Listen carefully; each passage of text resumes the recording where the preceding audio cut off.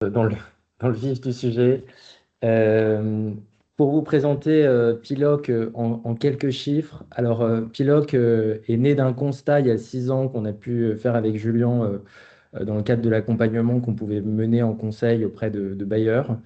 Un constat assez simple, c'est qu'aujourd'hui, le paiement était devenu en fait une source de friction, finalement, à la fois pour les bailleurs, mais aussi pour leurs locataires. Alors que pour nous, ça devrait être simple, fluide.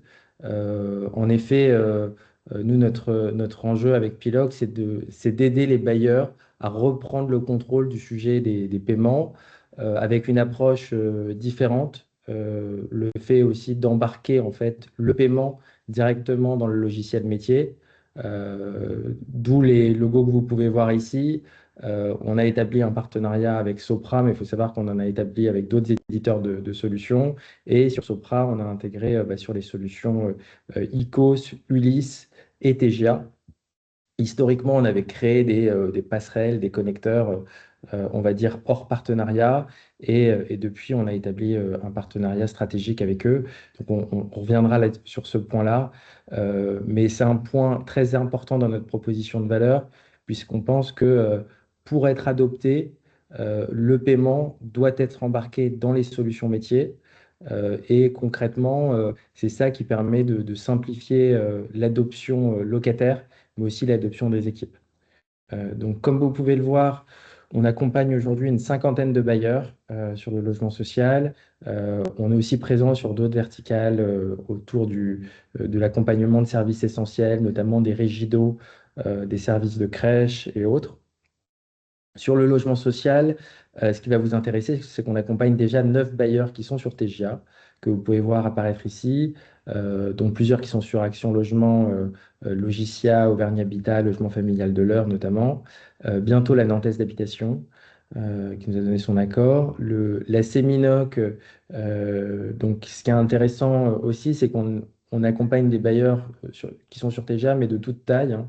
Des bailleurs qui vont avoir autour de 1000 logements mais aussi des bailleurs qui vont être un peu plus gros.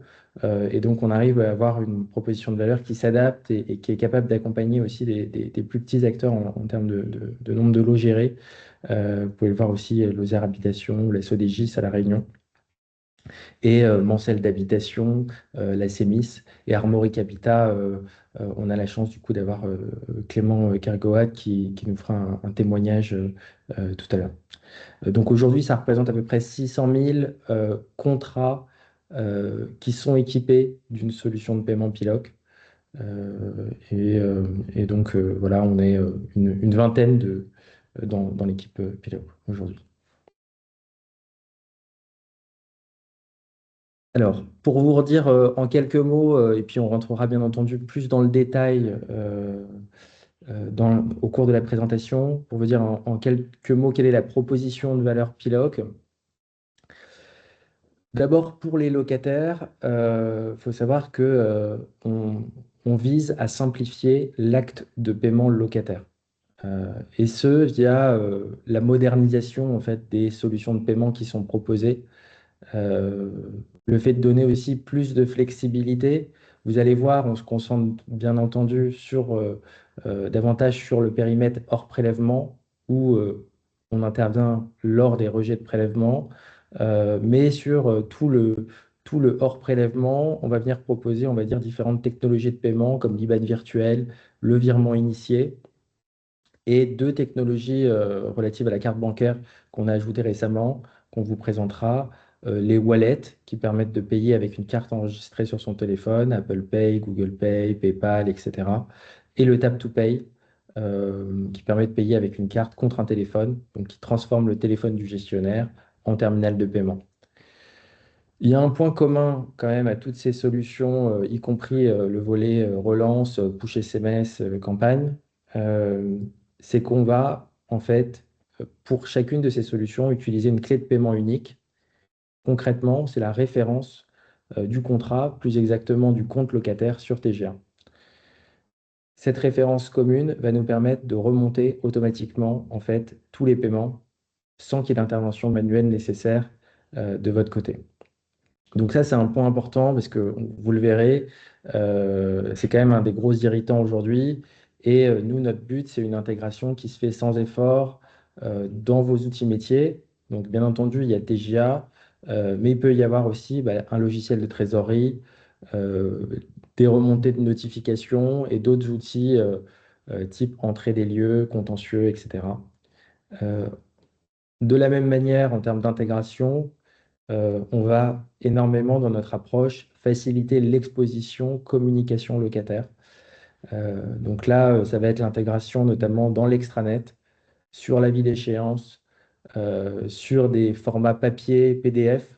Donc là, il y a un enjeu d'inclusion financière, d'inclusion du paiement, pour pouvoir proposer aussi notre solution, qui est une solution certes innovante, mais qui peut aussi être proposée sur papier à des locataires qui sont moins numérisés, par exemple.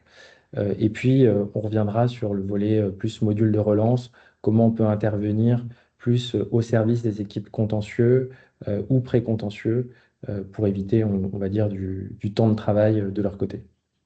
Voilà. Donc, c'est vraiment une solution qui vient se placer au service d'abord de vos équipes, mais aussi de vos locataires in fine, pour faciliter l'acte de paiement et assurer aussi l'inclusion avec différents modes de paiement proposés. Si maintenant on prend un petit peu de recul sur le contexte, je vais revenir rapidement sur les irritants rencontrés autour du paiement locataire, autour des encaissements. Et puis, une fois le constat établi, je donnerai la parole à Clément Kergoat d'Armoric Habitat pour qu'il puisse présenter un petit peu le choix de la solution pilote. Alors, si on revient sur le constat côté bailleur, faut savoir que nous, on a pu échanger au cours des 2 dernières années avec, on va dire, un certain nombre de bailleurs. Et du coup, ça nous a permis d'établir un panorama des modes de paiement locataires sur le logement social. Euh, donc, ça n'a pas vocation à être, on va dire, c'est théorique dans le sens où il peut y avoir des fortes disparités entre régions. On voit notamment outre-mer un taux de prélèvement qui est quand même souvent beaucoup plus faible. On peut avoir chez certains bailleurs un taux de prélèvement qui est beaucoup plus élevé. Donc, ça n'a pas forcément vocation à avoir on va dire, une- c'est pas les c'est pas forcément les bonnes pratiques. Il n'y a pas de bonnes et de mauvaises configurations, de bons et de mauvais mix. En tous les cas, ce qu'il faut avoir en tête, c'est qu'aujourd'hui, en moyenne, il y a 50 à 70% de prélèvement. C'est quand même le mode de paiement qui est privilégié, hein, et c'est souvent fait pour des raisons de sécurité. La carte bancaire et le virement qui arrivent après et qui ont tendance à augmenter quand même dans les modes de paiement proposés. Le chèque et le type qui, eux, ont pour le coup plutôt tendance à disparaître. Aussi, il faut savoir que la France, c'est un des derniers acteurs à avoir autant de chèques. On concentre à peu près 80% des échanges de chèques en Europe. Et l'administration fiscale est progressivement en train d'arrêter les encaissements par chèque. Donc, et typiquement sur les espèces, l'efficace, bon, je pense que c'est un sujet que vous connaissez. C'est plus une raison de coût lorsque c'est externalisé et plus une raison de sécurité lorsque c'est internalisé. Et donc là, pareil, il y a des enjeux aussi de réduction. Mais vous allez voir, euh, en réduction de ces modes de paiement, il faut être capable de proposer potentiellement des alternatives. Et même quand on les conserve, pour des raisons diverses, notamment d'inclusion, il faut être capable de trouver le bon mix pour avoir, on va dire, le moins de coûts et le moins de temps passé pour vos équipes dans le traitement de ces paiements. Donc les principaux irritants, le premier qui est remonté, c'est le temps passé, l'identification, la saisie manuelle, notamment par les équipes comptables. Donc là, typiquement, sur du virement, ça va être le fait qu'il y ait un proche, un parent qui paye, qui ne porte pas le même nom. Il faut savoir qu'il y a moins de 30% des locataires qui rentrent la référence au moment du paiement. Et donc ça va nécessiter un temps côté comptabilité pour identifier qui a payé quoi et saisir l'opération sur TGA, l'associé au bon compte locataire. Donc ça, typiquement, c'est un temps qu'on estime à environ 2 à 3 minutes si on prend en compte, on va dire, ce travail d'identification. Donc sur 1000 virements par an, enfin sur 1000 virements par mois, pardon, ça représente à peu près 600 heures de travail par an. Donc c'est quand même un vrai sujet aussi d'optimisation du temps pour pouvoir le consacrer sur des tâches à plus forte valeur ajoutée.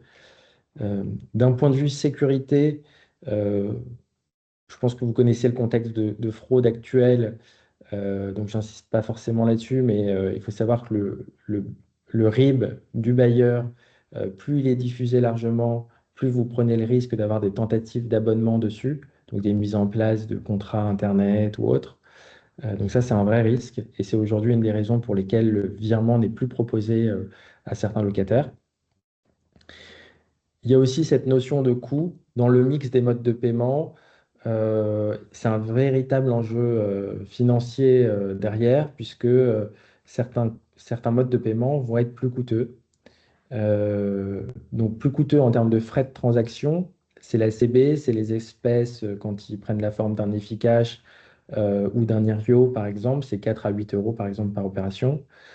Mais ça peut être aussi du coup en termes de temps de traitement, donc sur du chèque ou sur typiquement du type, on est sur des temps de traitement qui sont de 5 à 10 minutes en comptant les erreurs possibles côté prestataire. Donc il y a une vraie aussi réticence côté locataire sur certains modes de paiement. Ça peut être le cas sur le prélèvement automatique, il y a des rejets. Il faut savoir que bah, typiquement, il y a des locataires en intérim ou autres qui reçoivent des pensions qui ne vont pas avoir une réception de salaire ou de pension à date fixe. Et donc, enfin, ça peut entraîner des rejets. Et donc, il va y avoir une certaine réticence. Donc, il faut essayer aussi, dans cette réflexion autour des modes de paiement, de pouvoir proposer, on va dire, des solutions qui répondent aussi à cet enjeu d'inclusion de locataires et éviter les rejets potentiels. Côté locataire, je passe un petit peu plus vite. Euh, c'est une question de temps aussi et de frais, puisque certains modes de paiement peuvent engendrer des coûts de déplacement, des coûts d'envoi de courrier. Le paiement par espèce, parfois, il est aussi passé au locataire, en partie, hein, sur certaines solutions. Donc, ça impacte mécaniquement aussi son pouvoir d'achat dans le contexte actuel. Euh, il y a des plafonds aussi, des limites de certains modes de paiement sur la SCB, sur les espèces. Euh, des parcours qui sont parfois peu fluides, peu sécurisés et des enjeux de trésorerie, puisque on peut avoir cette crainte du débit justement qu'on vient d'évoquer. Alors, ce que j'aimerais bien faire, c'est faire intervenir du coup Clément Kergoat, qui est le directeur financier d'Armoric Habitat. Euh, Déjà, peut-être, est-ce que vous vous reconnaissez un peu dans ces enjeux? Je sais que vous aviez un sujet aussi autour de l'encaissement de cartes bancaires par téléphone. Si vous, voilà, vous pouvez nous présenter Armoric Habitat en 2 mots, euh, les principaux enjeux que vous aviez et pourquoi vous avez opté pour la solution Piloc. Bien sûr. Bah, déjà, merci Mathieu de me laisser le dance floor. Je vais effectivement vous donner un avis client puisque nous avons intégré en fait la solution d'IBAN virtuel de Piloc. Alors en fait, ça rejoint un peu dans le plan de contexte que je vais faire, ça rejoint un peu ce que Mathieu tu disais avant, c'est-à-dire on avait été très sensible en fait à la notion de risque. Et je vais donner quelques exemples concrets. Mais d'abord, du coup, oui, effectivement, Armorique Habitat, c'est 7000 logements et 600 à 700 virements par mois. Et effectivement, en fait, on avait été confronté à plusieurs problématiques qui étaient autour du risque, à savoir donc l'imputation en fait de l'encaissement des virements sur des mauvais comptes locataires. Donc, très souvent, en fait, c'était juste en fait des locataires. On a des homonymes dans notre base de locataires et en fait, on imputait sur le mauvais compte locataire. Donc, c'est-à-dire qu'un locataire qui nous avait fait un virement, bah, en fait, se retrouvait en impayé parce que imputation sur le mauvais compte locataire. Donc, forcément, ça avait tendance à mettre un peu sous tension, on va dire, les équipes de gestion locative. Et puis même vis-à-vis de ton locataire, en fait, tu passes juste pour un guignol. Donc, autant dire que, enfin, c'est vraiment pas du tout satisfaisant. Donc ça, c'était le premier risque qui avait été identifié. Le deuxième, mais tu l'as évoqué, Mathieu, c'était effectivement l'utilisation frauduleuse du RIB. Donc, ce qu'on veut éviter au maximum, en fait, c'est laisser dans la nature, on va dire, le RIB du compte principal d'Armorique Habitat. Parce qu'à plusieurs occasions, effectivement, notre RIB avait été utilisé par des locataires pour payer, ouais, effectivement, abonnement Internet, abonnement téléphone. Et le troisième risque qui avait été identifié, donc, c'est l'utilisation, enfin, la manipulation, on va dire, des chèques et des espèces. Et ça, on voulait l'éviter au maximum. Du coup, on s'est posé la question de savoir quelle était en fait la solution qui pouvait être la plus adaptée. Et initialement, en fait, on était parti sur l'IBAN virtuel, mais qui n'était pas proposé par Piloc, qui est proposé également par la Banque Postale à travers leur solution qui s'appelle EasyBan. Et là, en fait, on s'est rendu compte que la mise en place n'avait pas été du tout fluide, tout simplement parce que la personne référente en fait sur ce produit, bah, c'était notre conseiller bancaire qui n'est absolument pas expert en fait sur ce type de produit. On avait également un contact technique chez eux, mais qui devait jongler en fait entre plusieurs projets. Et donc, en fait, l'installation d'IBAN virtuel a mis plus de 6 mois. Et par rapport, on va dire, alors je ne sais pas si c'est la promesse qui est faite par Piloc ou le challenge en tout cas qui est proposé par Piloc, mais qui est une mise en place en 3 mois, bah, effectivement, on est déjà plus en fait sur le même timing, sur le même planning qui est un deuxième problème. Donc, une fois que la solution avait été mise en fait en place par la banque postale, c'est le stock en fait de d'IBAN qu'il faut gérer au fil de l'eau. C'est-à-dire que pour le client, donc qui est le bailleur social, le client va payer non seulement à la création de l'IBAN et à l'utilisation. Donc ça, c'est pour la banque postale. Étant donné qu'on n'avait que 700 virements sur les 7000 logements, on s'était dit, bon, on va pas créer 7000 IBAN virtuels, ça sert à rien, on va payer un peu dans le vide. Et sauf qu'en fait, bah, ça nous force en fait petit à petit à reconstituer notre stock d'IBAN une fois que le stock qu'on avait commandé initialement était écoulé. Donc c'est du traitement manuel, c'est du temps qui est pris et c'était tout simplement pas convenable également pour les équipes de gestion locative parce que le but c'est de leur proposer également, on va dire, une arme supplémentaire à proposer en contrepartie, donc soit de l'espèce ou des chèques et proposer une véritable alternative de solution de paiement, quoi. Donc du coup, on s'est tourné vers Mathieu, Julien et leurs équipes pour justement mettre en place Piloc. Et là, effectivement, on s'est rendu compte qu'on avait en face de nous, on avait affaire à des vrais experts quoi, sur leurs produits, avec beaucoup de réactivité, un suivi également. Et du coup, cette mise en place en 3 mois qui avait été faite, quoi. Et qui en plus couvre l'ensemble, on va dire, des activités du bailleur social, quoi. C'est-à-dire que avec la Banque Postale, on avait juste notre conseiller bancaire, donc qui n'était pas expert sur le produit. On avait un référent technique, mais on avait du mal souvent à être en communication avec lui. Et là, pour le coup, en fait, donc on a une équipe dédiée avec Piloc qui s'occupe à la fois du périmètre SI, donc intégration dans TGA, également qui fait un suivi, on va dire, au niveau des équipes de gestion locative avec une formation qui est proposée, également de la communication locataire, de l'envoi des courriers justement pour annoncer aux locataires qu'on va changer de mode de paiement, et également une intégration au niveau comptable. Donc là-dessus, on va dire qu'on a été très bien suivi en fait par leurs équipes pendant 3 mois. Et ce qui est intéressant, surtout avec Piloc, c'est que du coup, l'ensemble de la base de locataires euh, se voit attribuer en fait un RIB qui est adossé et un RIB qu'on appelle du coup, alors nous on n'appelle pas ça un IBAN virtuel parce qu'en fait vis-à-vis du locataire, le terme est un petit peu barbare entre guillemets. On appelle ça plutôt un IBAN personnalisé. Et effectivement, donc, ce qui est intéressant surtout, c'est que ça apporte une vraie option en fait aux équipes de gestion locative. Donc, pour l'encaissement, par exemple, des dépôts de garantie, pour des locataires qui peuvent venir nous voir, qui sont en impayé parce qu'ils ont rejeté le prélèvement, et ben en fait, le locataire vient nous voir, on leur propose un QR code, ça leur amène directement en fait sur le lien de paiement et ils peuvent effectuer le virement en fait directement. Et ça, c'est une vraie option et c'est un outil qui est vraiment plébiscité du coup en fait par nos équipes de gestion locative pour sa facilité d'utilisation. Et principalement, faut bien se rendre compte que c'est grâce aussi à tout le travail qui a été fait en amont, notamment les formations qui ont été faites auprès de nos chargés de clientèle, qui permettent justement d'avoir une solution qui est vraiment plébiscitée, quoi. Et, euh, et du coup, ce moyen de paiement du coup d'IBAN virtuel proposé par Piloc, on l'a mis en place là mi-mars. Donc en fait, là, on a effectué le premier quittancement avec les premiers virements qui ont été effectués en fait entre le 1er avril là et aujourd'hui. et on est déjà en fait à plus de 300 paiements en fait par Piloc. Et ça, pour moi, c'est un signe extrêmement positif parce que on sait très bien qu'il y a toujours un temps d'adoption en fait de la part des locataires ou de la part des personnes de manière générale sur les nouvelles solutions. Là, on est déjà du coup à 50% en fait qui a basculé sur Piloc. Donc en fait, pour moi, c'est un signal extrêmement positif. Et surtout, ce que je retiens en fait, c'est l'accompagnement que fait Piloc, que font Mathieu, Julien et leurs équipes justement pour accompagner le bailleur social et justement proposer une véritable alternative. Voilà, c'est un peu la remontée que je peux vous faire en fait de la part d'un client qui est, du moins pour l'instant, extrêmement satisfait de la prestation proposée. Un Toujours, grand toujours, merci pour ce ouais. retour. C'est toujours intéressant d'avoir un retour client, c'est le meilleur illustrant, vendeur de la pertinence.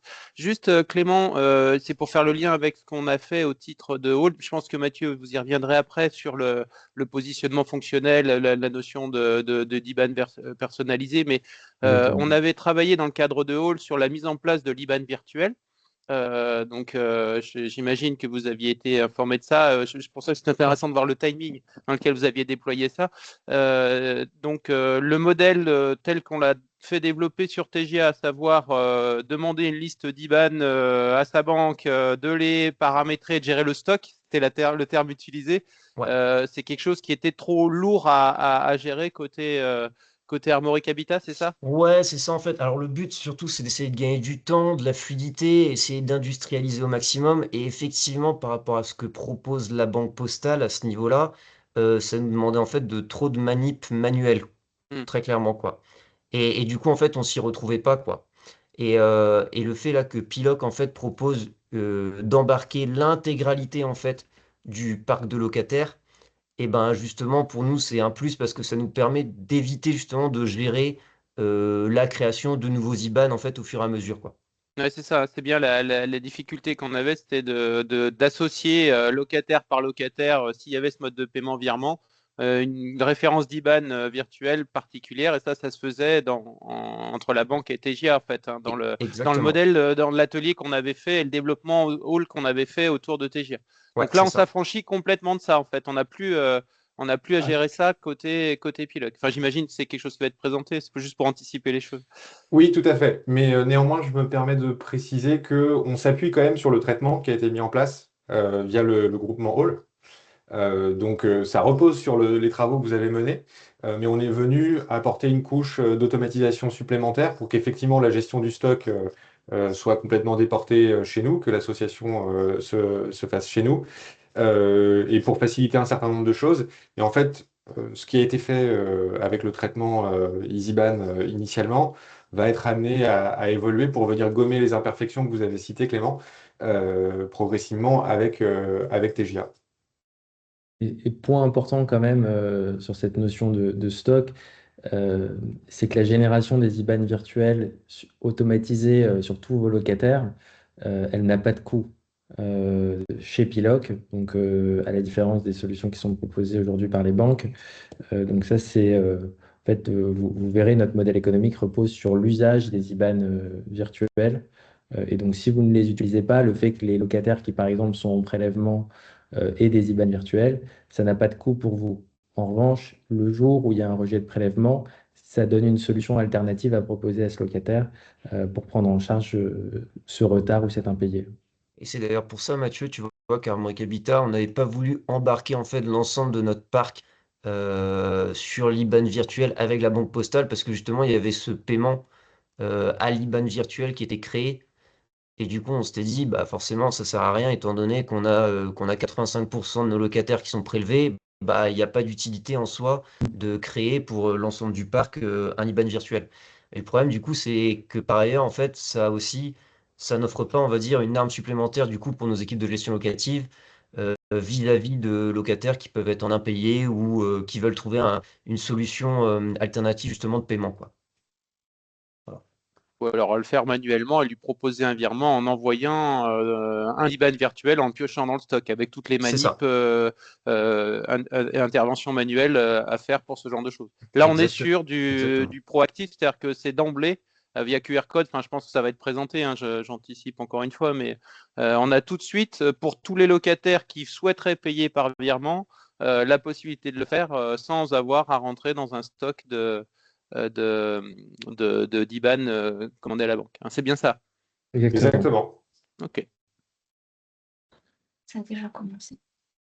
Je ne sais pas s'il y avait d'autres questions parmi les adhérents, les participants de la réunion. J'ai pas vu de main levée pour l'instant. Ça viendra sans doute. En tout cas, c'est clair pour l'instant, donc on peut avancer. Et puis, effectivement, n'hésitez pas à lever la main si jamais vous souhaitez intervenir. Parfait. Je voulais Merci juste beaucoup pour souligner ce un tout petit point témoignage. sur Armoric Habitat qui a utilisé notre API partenaire pour automatiser encore plus les échanges avec Piloc. Donc c'est un très bel exemple à plusieurs titres. C'est-à-dire qu'on n'est pas uniquement sur du transfert automatique via répertoire SFTP. Il y a eu aussi côté Armoric Habitat la volonté d'utiliser notre API partenaire pour aller encore plus loin dans l'automatisation. Donc c'est une très belle réussite de ce point de vue-là. Donc, merci Clément pour ce témoignage. Merci Avec beaucoup. plaisir. Donc, si on résume, on peut traduire les enjeux bailleurs autour de 5 axes, ces enjeux qui sont liés au paiement locataire. Le premier enjeu, c'est celui de la traçabilité des paiements entrants. Donc, vous remontez un statut de paiement 100% fiable et le plus tôt possible. Bien entendu, c'est lié au second enjeu qui est celui de l'interopérabilité avec TJA, mais aussi potentiellement avec d'autres outils. L'enjeu de sécurité, on en a pas mal parlé, mais l'idée, c'est de sécuriser votre compte en tant que bailleur, mais aussi vos locataires contre les tentatives d'hameçonnage. Vous allez voir, on apporte une réponse sur ce point-là. C'est aussi de s'adapter aux usages, aux attentes locataires pour faciliter le paiement de leur côté. Et puis, ça, c'est un peu la résultante du reste. C'est un enjeu de coût, puisque le bon mix de paiement, ça va vous permettre d'optimiser à la fois vos frais de transaction, mais aussi finalement le temps passé dans le traitement de ces transactions, qui n'est pas forcément un coût direct, mais qui est une économie indirecte, puisque vous allez pouvoir réallouer du temps de travail sur des tâches à plus forte valeur ajoutée. Donc, s'il n'y a pas de questions, on rentre un peu plus dans le concret, dans la présentation de la solution, en commençant par le cœur, c'est-à-dire la traçabilité avec l'IBAN nominatif. Et je laisse la main à Julien. Merci Mathieu. Eh bien, effectivement, on va rentrer un peu plus dans le détail de la solution, en commençant par le socle de la solution, c'est-à-dire l'IBAN nominatif, ou autrement appelé IBAN virtuel. Plusieurs choses à dire sur ce point. Alors, ça a déjà été évoqué par Clément, Philippe et Mathieu. Effectivement, on va venir générer un IBAN virtuel, un IBAN nominatif pour chaque compte locataire de façon systématique. Chaque compte locataire présent dans TGA, associé à un contrat en cours, voire même aussi pour tous les contrats de location qui sont terminés et en situation de dette. L'idée étant de vous donner la possibilité, dès le départ, quand vous mettez en place la solution Piloc, d'utiliser les IBAN virtuels pour des situations de recouvrement ou pour des encaissements récurrents. Donc, on associe automatiquement, systématiquement, un IBAN virtuel à chaque compte locataire. Plusieurs choses à avoir en tête. Le fait d'associer l'IBAN virtuel à un compte locataire, ça permet finalement d'associer tous les paiements qui transitent via cet IBAN virtuel automatiquement au compte locataire, et ce, quel que soit le compte utilisé pour effectuer le paiement. C'est-à-dire que si on prend l'exemple de Sophie Martial, finalement, elle peut régler elle-même, elle peut demander à un parent de régler pour elle, elle peut demander à un conjoint qu'elle indique dans le libellé du virement ou non la référence de son compte locataire. Le paiement va être automatiquement associé à son compte locataire de par l'association avec l'IBAN nominatif. Donc ça, c'est le premier point, c'est que c'est fiable dans 100% des cas. L'IBAN nominatif, il a un deuxième intérêt, c'est qu'il est unidirectionnel. Donc, il ne sert qu'à encaisser des paiements. Il ne peut pas permettre à un locataire, par exemple, de mettre en place un mandat de prélèvement automatique pour payer, par exemple, un abonnement Internet. Donc, malheureusement, c'est une pratique qu'on constate de temps en temps. Ça vient donc sécuriser les coordonnées bancaires de votre compte, et ça ne permet que d'encaisser. Ça va aussi, par ailleurs, le fait d'associer l'IBAN virtuel à une référence métier dans votre logiciel métier, permettre de protéger le locataire, puisqu'on va pouvoir apporter des éléments de réassurance propres à son contrat, à différents endroits, c'est-à-dire par exemple sur un relevé d'identité bancaire nominatif, on va pouvoir rappeler sur la partie haute les coordonnées bancaires avec l'IBAN virtuel, mais sur la partie basse, on va aussi pouvoir rappeler le nom et le prénom des titulaires du contrat, la référence du contrat, l'adresse du bien, autant d'éléments de réassurance qui font que le locataire, face à ce RIB, il sait qu'il est bien en train de régler son bailleur, et face à un RIB qui ne mentionnerait pas ces éléments de réassurance, bah, il sait qu'il va être davantage méfiant. Et donc là, l'idée, hein, ce relevé d'identité bancaire, bah, c'est notamment de permettre aux locataires, peut-être les moins digitalisés, bah, de participer de cette automatisation de vos processus d'encaissement en utilisant un RIB avec un formalisme, tout ce qu'il y a de plus classique. Donc ça protège votre compte, mais ça protège aussi le locataire. Et je reviendrai sur un dernier point, peut-être, on génère un IBAN virtuel pour chaque compte locataire, mais en fait, on génère aussi un lien de paiement nominatif qui a été évoqué par Mathieu et Clément un peu plus tôt. Ce lien de paiement nominatif, il va proposer un parcours de paiement en ligne au locataire qui va être actif pendant toute la durée de vie du contrat, mais aussi au-delà, et qui va permettre au locataire de payer soit à minima par virement initié, soit si le bailleur a souscrit l'option, par carte bancaire, par wallet, etc. Et ce lien, il va être exposable de différentes manières. Ben, soit il peut être récupéré et exposé sous la forme d'un bouton dans un espace locataire, comme vous le voyez sur l'exemple 2, soit il va pouvoir aussi être envoyé par SMS, avec la possibilité via le SMS Pilote de suivre la conversion de ce lien en un paiement, donc un paiement validé, ou bien un paiement rejeté, ou bien toute autre forme de situation. Donc ça, c'est la spécificité de nos liens envoyés par SMS. Il va pouvoir être exposé sous la forme d'un QR code sur un document. Donc là, le locataire, pareil, en scannant, le QR code va basculer sur son parcours de paiement et il va pouvoir procéder à un paiement par virement initié ou sur un autre mode de paiement. Et ça, c'est important parce que ça révèle un peu la philosophie générale du produit.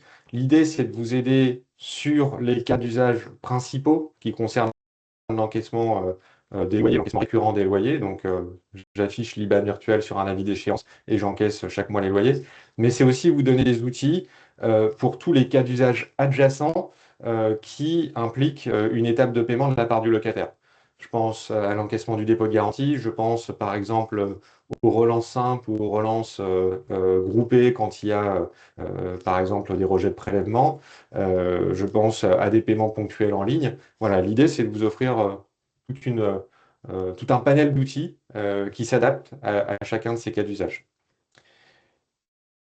Et donc, je pense qu'à ce stade, rien ne vaut une bonne démo produit. Donc, je vais tout de suite partager mon écran pour vous montrer le back-office finalement auquel un bailleur a accès. Et ça viendra illustrer le reste de mon propos. Hop. Donc, je me suis connecté au back-office d'un client. Donc, il faut savoir qu'en plus du connecteur qui est établi avec votre logiciel métier, le bailleur a accès à un back-office qui lui permet de faire différentes choses. On retrouve sur ce back-office finalement déjà un tableau de bord où on va retrouver le nombre d'IBAN nominatifs qui ont été générés. Donc, finalement, c'est le nombre de locataires équipés du dispositif, puisqu'en plus de l'IBAN nominatif, il y a le lien de paiement nominatif. Le nombre d'IBAN nominatifs qui ont déjà été utilisés par les locataires du parc et le nombre de paiements encaissés depuis la mise en place de la solution. On va pouvoir suivre l'évolution du nombre de paiements et du nombre d'utilisateurs, et puis toute une panoplie d'indicateurs qui peuvent aider une direction financière dans le suivi du dispositif. Je vais tout de suite aller sur l'onglet qui nous intéresse, parce qu'il a directement un lien avec l'utilisation que peuvent en faire la gestion locative et les différents métiers. C'est le tableau locataire. Dans ce tableau, vous allez retrouver l'intégralité des contrats présents sur TGA, des comptes locataires présents sur TGA. Et cette liste, si vous voulez, elle est mise à jour automatiquement, quotidiennement, via les échanges qu'on peut avoir via notre connecteur SFTP avec TGA. Donc, c'est en ce sens qu'il n'y a pas de gestion de flotte d'IBAN et de lien de paiement nominatif nécessaire de la part du client. Tout se fait automatiquement via ce connecteur. Et donc, chaque ligne correspond à un locataire. On a quelques informations. Je vais tout de suite ouvrir le panneau latéral. Et vous voyez ici, par exemple, cette locataire, Monique Alba. Toutes les informations qui s'affichent sur la partie haute sont des informations qu'on récupère auprès de TGA, alors à savoir en particulier le compte locataire, le nom, le prénom du locataire, notamment à des fins de réassurance, par exemple sur un RIB nominatif ou dans le parcours de paiement. On va aussi récupérer l'adresse du bien loué, donc c'est un autre élément de réassurance qui peut servir au locataire. Et puis, dans le cas où le client a souscrit à l'offre lien par SMS, le numéro de téléphone qui est ici, qui apparaît masqué, toutes les informations personnelles qu'on peut éventuellement récupérer dans le cadre de notre activité sont chiffrées de notre côté. Donc, il y a un niveau de sécurité très important de notre côté. Et donc, sur la partie basse, et je pense que ça va vraiment illustrer notre propos, vous avez tout ce que Piloc génère pour équiper le compte locataire. Donc, en premier lieu, l'IBAN virtuel qui a été associé à ce locataire. Vous pouvez télécharger le RIB, qui est finalement le document qui est associé à l'IBAN virtuel. C'est celui qui vous a été présenté tout à l'heure. Là, vous voyez qui reprend donc sur la partie haute les coordonnées bancaires, les couleurs du bailleur, et sur la partie basse, tous les éléments de réassurance qu'on évoquait un peu plus haut. Et ça explique en fait pourquoi on récupère quelques informations au-delà du compte locataire depuis TGA. Et le bloc qui suit, qui est donc le fameux outil en plus de l'IBAN nominatif, qui permet de récupérer un lien de paiement, de l'envoyer par SMS ou bien de l'exposer sous la forme d'un QR code. Donc vous allez pouvoir paramétrer ce lien en fonction de votre besoin, définir ou non un montant présaisi sur le lien. Vous allez donc pouvoir présaisir un montant, mettons 123 €. En fonction du cas d'usage, vous allez pouvoir décider de bloquer ou non le montant, c'est-à-dire est-ce que le locataire va pouvoir modifier le montant. J'appelle un montant pour une régule de charge auprès d'un locataire, je vais peut-être fixer le montant. Je relance le locataire suite à un rejet de prélèvement. Je vais peut-être lui laisser la flexibilité de modifier le montant. Voilà.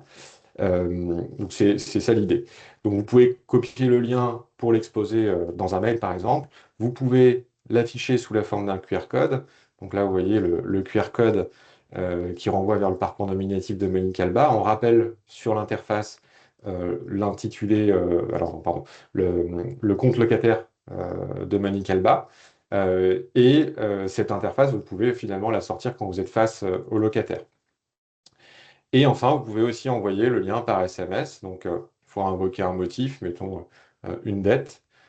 Vous cliquez sur planifier et ensuite vous avez un SMS qui est généré avec le code émetteur du bailleur social, le numéro de téléphone du locataire et un SMS tout simple qui dit que le bailleur invite le locataire à régler un certain montant pour un motif qu'on rappelle pour la référence de contrat 28 573, donc un élément de réassurance pour le locataire, et le lien de paiement nominatif qui va permettre au locataire de directement payer suite à ce SMS. Ce lien de paiement, il a une caractéristique, c'est qu'il contient une balise qui nous permet de suivre si ce lien de paiement a été reçu d'une part, mais s'il a donné lieu à un paiement, si ce paiement a été validé, si ce paiement a été rejeté par la banque, etc., etc. Donc ça, c'est vraiment une spécificité forte de notre module d'envoi de liens par SMS. Je vais vous montrer le parcours de paiement, parce qu'il me semble important de donner un peu de visibilité sur ce point. Hop. Et je vais de suite partager une nouvelle fenêtre.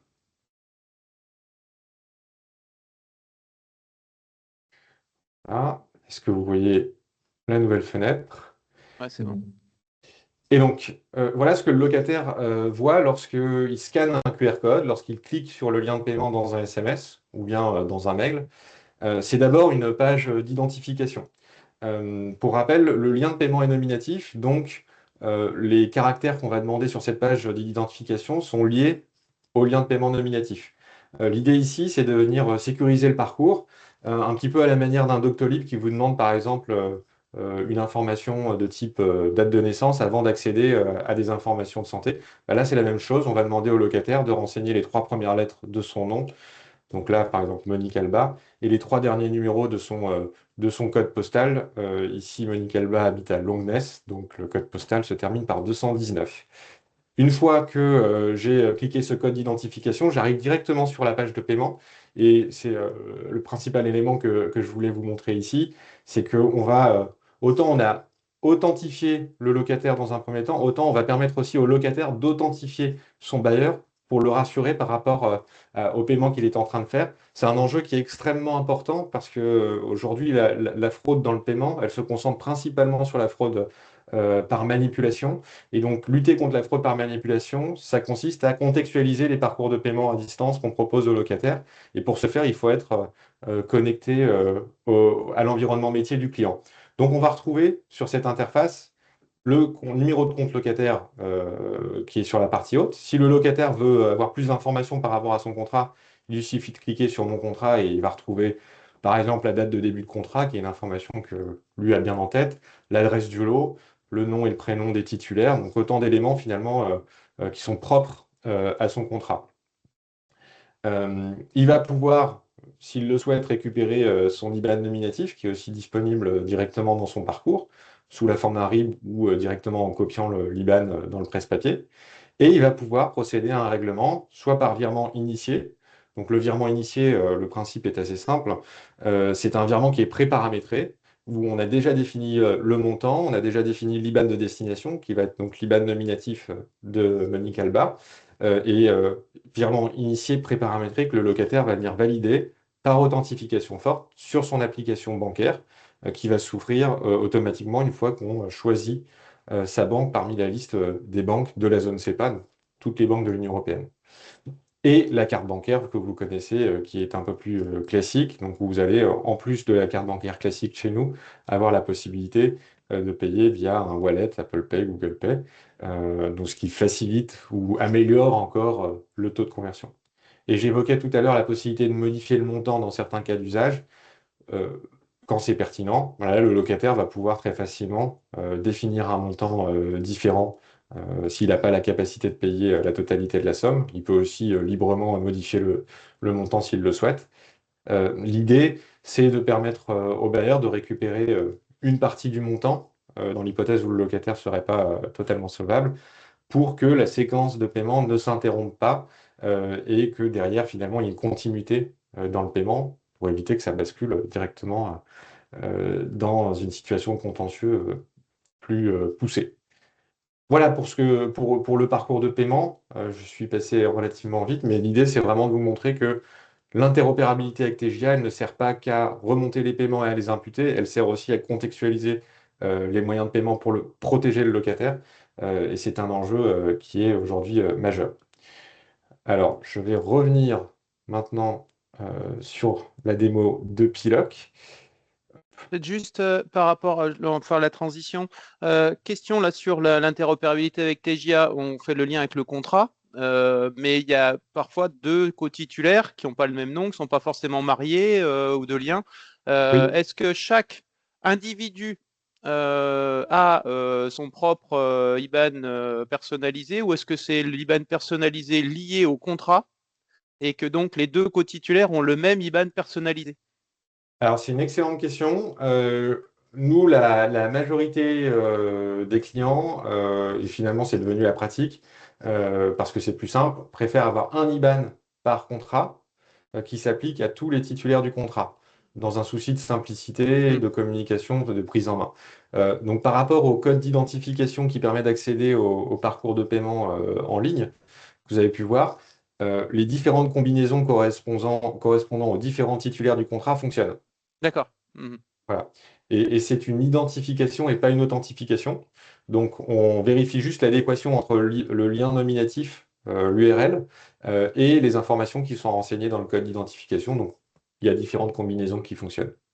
Par contre, l'interface intègre tous les titulaires, co-titulaires du contrat associé et je les retrouve dans la liste des locataires de façon complète. Il n'y a pas que le premier signataire qui est présent.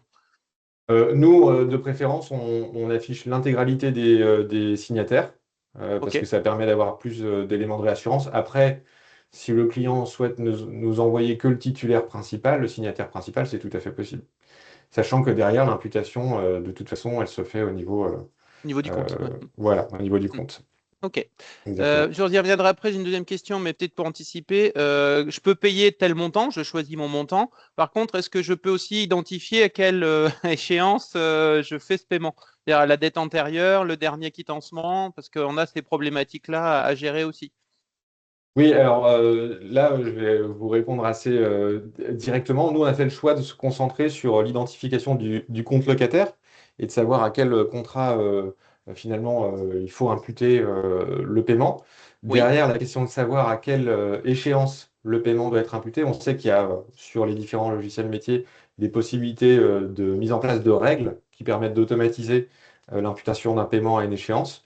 On n'est pas rentré dans ce volet-là et notamment pour une question de synchronisation par rapport à l'ERP. oui, Quand on est sur des échanges quotidiens avec l'ERP, on peut tout à fait avoir la liste des dettes d'un locataire à 8 heures et ne pas voir qu'en fait, entre 8 heures et 14 heures, il y a eu un paiement via un autre mode de paiement qui échappe à notre contrôle et qui a été imputé à l'une de ces dettes.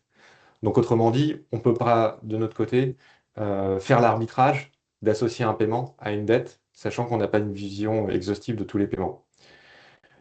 Donc, on se charge de l'imputation à un compte locataire, mais pas forcément euh, de l'imputation à une dette. donc c'est après à paramétrer dans TGA en disant par défaut, si j'ai tel règlement, c'est dette antérieure ou c'est échéance du mois ou suivant les cas. Vous, en fait, c'est tel Exactement. paiement, telle date, tel montant, tel compte. Point. Enfin, point. Exactement. Exactement. C'est pas péjoratif, hein, mais Non, non, ça non, bien s'arrête là de sûr. votre côté. Ça Oui, s'arrête là de notre côté. C'est vraiment une question de prudence parce que tout simplement, il peut y avoir eu un paiement en espèces, en chèque ou autre, qui a déjà été imputé à une dette. Et donc, le risque de double imputation existe. Donc, notre intervention, elle va s'arrêter au niveau de l'identification du compte locataire.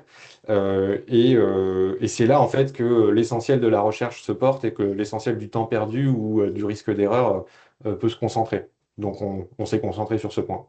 Ok. Bon, après, les locataires qui payent trois fois avec trois moyens de paiement différents sur la même journée, c'est hélas, assez rare, mais bon, ça peut arriver. Donc, ok. Merci. C'est vrai que c'est assez rare. Julien, je me permets, je vois qu'on a deux questions sur la Ah, je conversation. les ai pas vus, ouais. Quid des colocataires? Et aussi une question par contrat, c'est-à-dire par bail et non par compte locataire. Alors, je vais répondre à la première question sur les colocataires.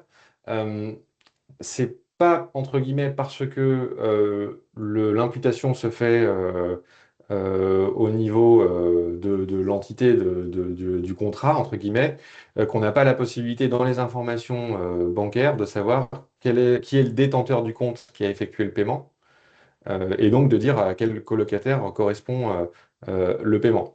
Donc autrement dit, la question sur les colocataires, elle peut être formulée différemment. Soit les colocataires ont une clause de solidarité et donc ils payent tous pour le même contrat, et dans ce cas, c'est un IBAN à l'échelle du contrat. Soit les colocataires, et ça c'est peut-être moins fréquent dans le logement social, ont chacun un bail différent, et dans ce cas, notre préconisation, indépendamment de TGA, c'est d'avoir un IBAN par bail et de pouvoir suivre individuellement chacun des colocataires. Donc la logique qui prime pour les informations qui sont envoyées à TGA, c'est l'imputation comptable au compte locataire. Néanmoins, vous pouvez, dans les informations du détenteur du compte ou du libellé, avoir plus d'informations et identifier le colocataire de cette manière.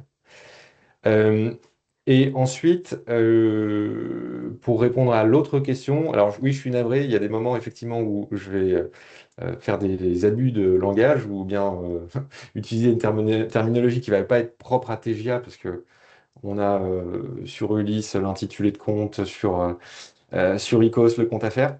Donc c'est bien au compte locataire que l'IBAN virtuel est associé. Voilà, pas tout simplement. Tout simplement. C'est bien la notion de compte locataire qui prime. Ce qui veut dire que c'est pareil si le locataire a deux contrats de bail, un pour son logement principal et un pour un garage, mais avec un contrat à part. Le paiement se fera sur le compte locataire. Mais comment on fait le lien entre j'ai payé mon garage ou j'ai payé mon loyer?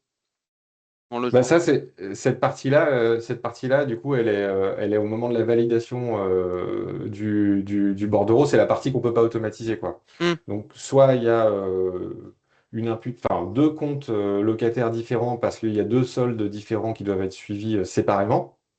Et dans ce cas, entre guillemets, nous, on peut proposer la tuyauterie qui fait la distinction entre les deux. Soit c'est pas le cas, parce qu'on veut proposer aux locataires de payer sur un seul et même IBAN virtuel. Et dans ce cas, le fait d'imputer au garage ou à l'appartement, bah, finalement, c'est une étape qui reste manuelle. Et on a préféré, et c'est aussi l'esprit des discussions qu'on a avec l'éditeur, laisser la partie automatisation de l'imputation comptable, donc à savoir quelle dette je dois attribuer le paiement par exemple, à l'éditeur.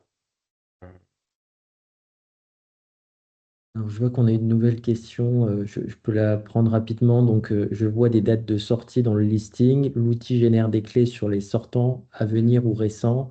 C'est un paramétrage choisi par le bailleur. Oui, Donc, alors, là-dessus, le- on génère des clés de paiement, a priori pour tous les contrats, y compris ceux qui sont partis, enfin tous les comptes locataires, y compris ceux qui sont partis en dette dès le démarrage de la solution. Il n'y a pas de durée de vie, c'est à vous de choisir en fait quand vous voulez mettre un IBAN au rebut, sachant qu'ils n'ont pas de coût. Donc vous avez tout intérêt à les générer sur les contrats partis en dette afin de proposer cette solution à vos équipes au contentieux notamment.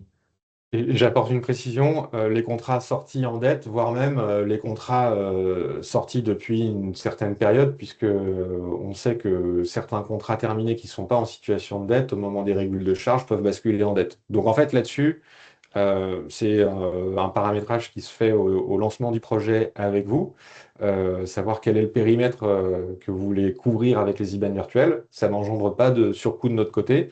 On équipe tous vos contrats en place, on équipe tous les contrats terminés en dette et éventuellement tous les contrats terminés depuis un an ou 2 ans, dans l'éventualité où la régule de charge ferait que vous auriez un paiement à réclamer. Voilà.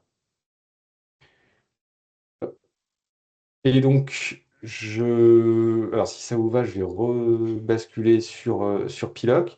Je vous ai présenté toute la partie locataire, la possibilité d'envoyer des liens de paiement par SMS. Donc ça, c'est une fonctionnalité qui est très utilisée par nos clients, notamment parce qu'elle permet d'avoir de très bons taux de conversion quand on fait du recouvrement. Il y a un peu plus d'un SMS sur trois qui donne lieu à un paiement chez nos clients. Donc c'est vraiment devenu un outil du quotidien. Il faut savoir que vous avez aussi la possibilité d'envoyer ces liens de paiement euh, de façon groupée sous la forme de campagne par rapport à des scénarios donnés, donc qui peuvent être par exemple des primo-débiteurs, qui peuvent être des rejets de prélèvement. Et donc, dans ce module campagne, vous allez pouvoir suivre pour toutes les campagnes qui ont été administrées, soit par mail, soit par SMS, la conversion de la campagne, non seulement en notification ouverte par les locataires, mais aussi en paiement par les locataires. Donc là, vous voyez, il y a différentes campagnes qui sont listées chez ce bailleur. Vous allez voir bah, finalement qu'on a envoyé par exemple 328 SMS dans le cadre de cette campagne. Enfin, 328 destinataires, 99% ont reçu la campagne et 49% ont procédé à un paiement suite à la campagne. Et le montant qui a été récupéré suite à la campagne est de 51 000 et des poussières. Et ça, c'est vraiment important, c'est que le fait de combiner un outil de relance avec un moyen de paiement, ça vous donne la possibilité de suivre votre retour sur investissement sur chacune de vos campagnes, chacune de vos notifications. Et donc, si je veux regarder un peu plus dans le détail cette campagne, ben, je peux retrouver la liste des locataires qui ont été ciblés, les paiements qui ont été encaissés, je peux voir le tunnel de conversion et je peux extraire ce tableau ou bien aller un peu plus en détail pour un locataire donné, suivre la notification qui a été envoyée et le statut. Donc, fonctionnalité assez profonde. Euh, je reviens en arrière juste pour vous montrer que une fois que le connecteur est établi avec TGA, mettre en place une campagne dans Piloc, c'est extrêmement simple. Donc, je vais pouvoir créer une nouvelle campagne. Donc, je vais faire par exemple un test pour All. Je lui donne un nom, je sélectionne le canal. Alors aujourd'hui, on est sur du SMS et de l'email. On est en train de rajouter l'option RCS, qui est le futur du SMS et qui permet d'offrir beaucoup plus de possibilités dans le message qu'on va envoyer. Et derrière, je peux soit choisir un modèle de SMS qui est générique, qui est proposé par Piloc, soit un modèle qui a été déjà préétabli par le bailleur lui-même, soit créer un nouveau modèle. Donc là, au bénéfice du temps, je vais prendre un modèle déjà existant, on va partir sur une campagne pour cause de rejet. Je vais donc avoir un modèle qui est déjà existant avec dans ce modèle de SMS, ben, finalement, la possibilité d'ajouter des variables. Alors, soit les variables bleues sont des variables que Piloc peut intégrer au modèle, soit des variables personnalisées que vous allez pouvoir ajouter pour contextualiser encore plus le message. Donc là, par exemple, vous avez la date du prélèvement qui a été rejeté, qui a été ajoutée. Et donc, ça donne un message qui est totalement variabilisé pour donner plus de contexte au locataire. Et là, on voit qu'on a mis le lien de paiement, par exemple, à la fin de ce SMS. Tout au long du parcours, vous avez des recommandations qui sont faites automatiquement par Piloc par rapport à ce que vous êtes en train de faire. Et donc, bah, pour finalement mettre en place la campagne, il va falloir du coup informer Piloc, enfin intégrer dans Piloc le ciblage. Donc, ça va être un fichier CSV avec quelques colonnes, dont une qui est la plus importante, qui est la référence du tiers à cibler pour qu'on puisse envoyer le bon lien de paiement nominatif au bon tiers. Et donc, il suffit de déposer un CSV. Alors, très rapidement, si le fichier de ciblage n'est pas correct, vous avez directement un rapport d'erreur qui sort et qui vous dit où sont les problématiques. Et à l'inverse, si le ciblage est directement le bon, vous avez la possibilité d'avoir une prévisualisation de votre campagne avec derrière les champs qui sont variabilisés. On retrouve la même interface de prévisualisation du SMS et vous avez toujours le code émetteur du bailleur qui est le point de départ. Et il vous suffit ensuite de planifier la campagne. Donc là, toujours la même logique, hein. Si vous la planifiez, par exemple, trop loin dans le futur, on va vous donner quelques recommandations. Si vous la planifiez en dehors des horaires habituels pour ce genre de campagne, on va aussi vous donner des indications. Voilà, vous pouvez donc planifier cette campagne et ensuite en suivre la conversion euh, à l'échelle de la campagne, comme on vous l'a présenté tout à l'heure, ou bien de façon individuelle depuis une interface où vous avez littéralement toutes les notifications envoyées via des campagnes ou envoyées via le module de SMS push simple, avec la possibilité de suivre la conversion de la notification en un paiement, en vert un paiement reçu, en bleu un paiement validé en cours. Et vous avez la possibilité de voir aussi qui est l'auteur, etc. Voilà, je pense que c'est une démo déjà assez complète, donc on va retourner à la présentation. Julien, je me permets, juste, on a une question sur la conversation. Si le numéro de téléphone portable n'est plus d'actualité, y a-t-il une remontée d'infos sur le sujet? Oui, tout à fait. Alors, il y a plusieurs choses à dire sur ce point. Lorsque le numéro de téléphone n'est plus Ou le mail, hein. attribué, ou le mail, effectivement, la première chose à savoir, c'est que du coup, le SMS, par définition, n'est pas envoyé, il n'est pas facturé non plus. Et dans le rapport d'erreur, vous avez la liste des locataires pour lesquels le numéro de téléphone n'est plus attribué ou n'est plus validé. Et donc, vous avez la possibilité, du coup, en extrayant ce rapport, de venir apporter les modifications nécessaires. Alors, pour le moment, ce sont des SMS. D'ici quelques mois, il y aura la possibilité d'envoyer ces campagnes par RCS, sachant que le RCS est compatible avec aujourd'hui 85% des terminaux en France. Et donc, pour les 15% restants, ce sera du SMS par défaut. Voilà. Mais le RCS, effectivement, c'est vraiment l'avenir. Ça a plusieurs intérêts, notamment sur la longueur du message que vous envoyez. Il y a beaucoup moins de limitations en termes de nombre de caractères. Et puis aussi sur les éléments de réassurance autour du message, puisqu'il y a une fiche qui va être associée au bailleur avec le logo, les contacts, etc. Vous pouvez mettre des boutons dans un message RCS pour demander une réponse directement au locataire. Donc voilà, le RCS arrive à grands pas. Une question, qu'est-ce qu'un RCS? C'est une Alors, version améliorée du SMS. En deux mots, mais Julien, je te laisse compléter. Oui, donc le RCS, en fait, c'est un dispositif qui a été mis en place par les opérateurs pour venir progressivement remplacer le SMS. Donc, alors, pour vous donner la terminologie exacte de RCS, ça veut dire Rich Communication Service. C'est-à-dire que ça permet d'enrichir et le message et les informations concernant l'expéditeur pour venir à la fois créer plus de sécurité, plus de réassurance et lutter contre les tentatives d'hameçonnage et de phishing côté consommateur, mais aussi faire des messages plus longs, plus efficaces, avec plus d'actions dans les messages. Donc, quand vous recevez un RCS, vous avez systématiquement, par exemple, le logo de l'expéditeur qui est affiché en plus du message. Et si vous regardez dans votre messagerie, normalement, vous devriez avoir déjà reçu des RCS de la part d'Orange, de la part de différents. Voilà. Donc, c'est vraiment l'avenir, si vous voulez, du SMS. Ça permet aussi aux opérateurs de facturer un petit peu plus cher ce genre de contact à l'unité, mais bon, il faut bien que tout le monde vive et Alors, oui, justifie des services proposés, hein. Il y a pas, alors c'est pas un de bon souci. point pour le moment, mais a priori, alors il y a deux choses à retenir sur ce point. C'est un très bon point. Pour le moment, effectivement, le RCS est un peu plus cher que Mm. que le SMS. Par contre, si vous faites des SMS qui dépassent deux segments, Ouais. donc plus de 320 caractères, eh bien là, le coût du RCS est inférieur au coût du SMS, sachant Mm. que le RCS vous permet de mettre jusqu'à 1000 caractères. Voilà, donc il y a un équilibre à trouver. Mais oui, en effet, c'est un peu plus cher de façon unitaire.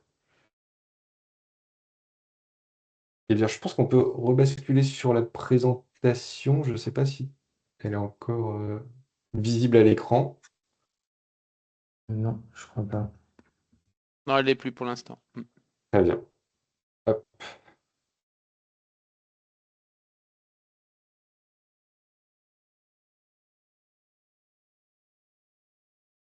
alors. Je te laisse la main, Julien. Ah oui, pardon, je pensais que tu Ah non, je peux avais la main. reprendre. Alors, je l'ai sous les yeux, hein, donc, vous me dites si vous arrivez à voir l'écran. Ok, C'est bon. super. Merci beaucoup. Ok, super. Voilà. Et donc, Bah, voilà, donc très rapidement, le parcours de paiement, on l'a vu, hein, c'est le même parcours de paiement, qu'on soit sur un parcours de paiement qui provient d'un lien envoyé par SMS, d'une campagne simple, un QR code, ou bien le bouton qu'on va pouvoir exposer sur l'espace locataire. Le locataire va être sur le même parcours de paiement. La seule différence entre, par exemple, un parcours de paiement depuis l'espace locataire et le reste, c'est que comme il est déjà authentifié sur l'espace locataire, on n'aura pas l'étape d'identification avec le code à 6 caractères. Et donc, ce parcours de paiement, il permet de payer par virement initié, on l'a dit, par carte bancaire, mais aussi par des wallets, Apple Pay, Google Pay, PayPal. Ben, l'idée, c'est de maximiser les chances d'avoir un paiement in fine, y compris quand le locataire n'a pas, par exemple, sur lui sa carte bancaire. Aujourd'hui, sur le paiement en ligne, hein, 40% des paiements en ligne passent par des wallets. Donc, c'est devenu une habitude pour une partie de la population d'utiliser ces wallets pour faire des paiements carte bancaire en ligne. Voilà. Et pour aller encore plus loin, on le disait tout à l'heure, nous, notre objectif, c'est d'offrir des moyens de paiement, des moyens d'encaissement, quel que soit le contexte, y compris lorsqu'on est face au locataire, donc soit dans une démarche de recouvrement, soit directement en agence. On vous a présenté tout à l'heure le QR code. Aujourd'hui, on travaille aussi sur le Tap to Pay, qui est un moyen de paiement qui permet finalement de remplacer, enfin, de transformer n'importe quel terminal, n'importe quel smartphone en un terminal de paiement en lieu et place d'un TPE. Et donc là, le principe est très simple, hein, avec mon application Piloc, je lance un paiement Tap to Pay depuis le back-office Piloc. Le locataire pose sa carte et soit le paiement se fait sans code parce qu'on est sur un montant inférieur à 50 euros, soit le code du locataire est demandé parce qu'on a un paiement au-dessus de 50 euros. Ça permet de continuer à encaisser des paiements par carte bancaire, notamment pour tous les locataires qui ne seraient pas forcément équipés d'une application bancaire. La mise en place, elle est très rapide. et elle nécessite peu d'investissement puisqu'on n'a pas besoin de louer ou d'acheter des TPE. Le parcours de paiement, par définition, il est très fluide, hein. Il suffit simplement de venir appliquer sa carte et éventuellement de renseigner son code. Ou son Ce qui est téléphone si important, on a une carte enregistrée. ou son Euh, téléphone, oui, ça marche évidemment effectivement avec les wallets. Ce qui est important, c'est que comme vous passez par Piloc, le locataire en amont a été identifié, soit via son compte locataire, soit via son nom et son prénom. Et donc le paiement qui va intervenir via le Tap to Pay va être directement rattaché au compte locataire et il va remonter automatiquement via le connecteur qu'on a mis en place avec TGA. Donc c'est encore une fois un paiement qui va directement rapprocher. C'est un peu, et c'est souvent malheureusement le défaut des TPE, c'est que derrière, bah, la personne qui encaisse par TPE doit saisir sur un fichier finalement à quel locataire ou à quel compte locataire correspond le paiement qu'elle vient d'encaisser pour ensuite le répercuter.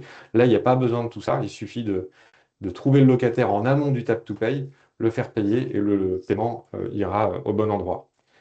Et donc ça, c'est le dernier point sur le Tap to Pay. Voilà. Donc voilà pour le produit. Je sais pas si vous avez des questions avant qu'on rentre sur le volet connecteur TGA. A priori, c'est très clair sur les éléments présentés. Puis il y a eu les réactions au fil de l'eau de votre présentation. Donc, Super. Eh bien, non, a parfait, on priori, va c'est bon. pouvoir Ouais. rentrer dans le, dans le dur. Avec les interactions avec TGA. Donc, c'est vraiment le cœur du sujet, hein, quand on installe la solution chez un client, que ce soit simplement pour utiliser les IBAN virtuels ou plus largement les IBAN virtuels, le parcours de paiement en ligne, les modules optionnels, etc. Dans tous les cas, on met en place une interface entre TGA et Piloc. Et cette interface, elle permet d'automatiser deux flux. Un premier flux qui consiste à venir associer des IBAN virtuels de façon systématique à chaque compte locataire dans TGA et ce, au fil de l'eau, à chaque fois qu'il va y avoir de nouveaux comptes locataires. Donc on le fait une première fois quand on lance la solution pour tous les comptes locataires en base. Et ensuite, ça se fait au fil de l'eau pour venir équiper tous les nouveaux. Il y a plusieurs modalités, plusieurs possibilités d'échange. Dans la majorité des cas, on met en place un serveur FTP Piloc qui va permettre d'automatiser les échanges avec TGA et derrière, sur la base d'un traitement journalier, de venir euh, associer les IBAN virtuels aux nouveaux comptes locataires. Mais il y a aussi la possibilité de le faire par appel API, puisqu'on met à disposition aussi une API partenaire pour que ça se fasse du coup en temps réel. Ça, c'est le premier flux. Et donc, ça repose sur le module virtuel de TGA. C'est pour ça que tout à l'heure, je disais que c'était le point de départ de la solution. Et ensuite, l'intégration des encaissements, c'est le deuxième flux. Donc, on va venir, dans le cadre de la connexion SFTP, mettre à disposition soit quotidiennement, soit toutes les heures, un fichier avec les encaissements. Fichier qui est directement compatible avec le format qui est attendu par TGA dans le module VIBAN. Donc, il s'intègre directement. Voilà. Il existe d'autres possibilités. On a certains clients qui ont fait le choix d'utiliser d'autres traitements d'intégration des encaissements. Qui ont utilisé le module CB, d'autres qui ont utilisé le module chèque. Ça, après, il appartient à chacun de choisir le module à utiliser. Nous, on préconise plutôt le traitement VIBAN, et c'est celui euh, qu'on utilise avec la majorité de nos clients, et celui sur lequel on va capitaliser aussi pour la suite avec TGA. Sur le premier flux mis à jour depuis TGA des locataires, donc un nouveau contrat, ok, nouveau bail signé et autres, mais est-ce que la mise à jour se fait aussi, par exemple, quand le locataire change son numéro de téléphone et qu'on fait la mise à jour dans TGA, est-ce qu'il y a des événements déclencheurs au-delà de la création des nouveaux locataires, de la mise à jour des locataires en place? Oui, tout à fait. En fait, quotidiennement, nous, on va recevoir l'intégralité, enfin la matrice d'export sur l'intégralité du périmètre. Et nous, côté Piloc, on va venir identifier par différentiel soit les nouveaux comptes à faire, soit les comptes à faire pour lesquels il y a eu des modifications. Et donc, Alors, on les comptes va. à faire, c'est Les dans comptes, les Icos, comptes hein, mais locataires. on a Les comptes traduit, locataires. rassurez-vous, tout va bien. Je suis désolé, je jongle. Il Mais n'est oui, pas les prévu comptes une locataires. migration de TGA sur Icos à court terme, donc Non, non, il n'y a vraiment aucun message subliminal. non, il n'y a pas de Euh, souci. Mais oui, par différentiel, soit les nouvelles lignes, soit les lignes qui ont été modifiées, pour faire simple. Et donc, Ok, on ouais. vient. Et c'est pour ça que, même si vous avez la possibilité d'enregistrer un numéro de téléphone sur Piloc pour un compte locataire donné, si demain, il y a un nouveau numéro de téléphone qui est renseigné dans TGA parce que vous êtes venu le modifier, bah, c'est celui-ci qui sera réintégré dans Piloc. Donc, le maître du jeu, ça reste de toute façon TGA. Hein. Ok. Et sur le deuxième flux, c'est peut-être moi qui ne maîtrise pas bien, mais je fais un paiement via virement et IBAN comme via un push, pas de souci. Derrière, le mouvement que vous me faites remonter sur TGA, c'est j'ai payé ou j'ai vérifié que le paiement est bien valide par ma banque et que il y a un flux, il y en a deux, il ne vient que quand le paiement est validé. Comment ça se orchestre tout ça? Alors, c'est un très bon point. Effectivement, on n'a pas le même niveau d'information selon que le paiement a été effectué sur l'IBAN virtuel, indépendamment de notre parcours de paiement en ligne. Donc là, on a connaissance du paiement qu'à réception, ou selon que le paiement est fait via le parcours de paiement en ligne, où là, on a connaissance du statut du paiement dès son initiation. Donc, on sait s'il est validé en amont de la réception. Ne transitent via ce traitement que les paiements qui sont effectivement reçus sur le compte. Ok. Vous avez la possibilité, par appel API, de récupérer l'intégralité des mouvements. Donc, ça veut dire aussi les paiements qui ont été validés mais qui n'ont pas encore été reçus. Par exemple, si vous voulez l'exposer sur votre espace locataire et donner de la visibilité au locataire. Par contre, là, sur l'intégration des encaissements sur TGA, ce ne sont que les paiements reçus sur le compte. Mhm. Reçu sur le compte du bailleur. Enfin, donc c'est Oui, ouais, ok. voilà. Donc, tu peux me dire, moi j'ai payé. Par contre, par exemple, il pourra avoir une relance automatique. Il me rappeler en disant, mais moi j'ai payé. C'est normal parce qu'on n'a pas reçu la trace du paiement validé sur notre compte. C'est bien comme ça que ça fonctionne. Il y a une temporalité entre il a payé lui et le moment où l'argent est bien versé sur le compte du bailleur.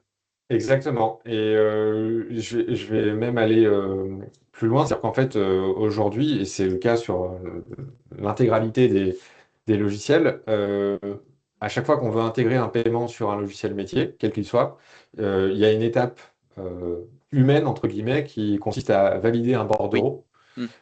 et qui est une étape comptable et qui, a priori, n'est pas prête de disparaître pour plein de très bonnes raisons.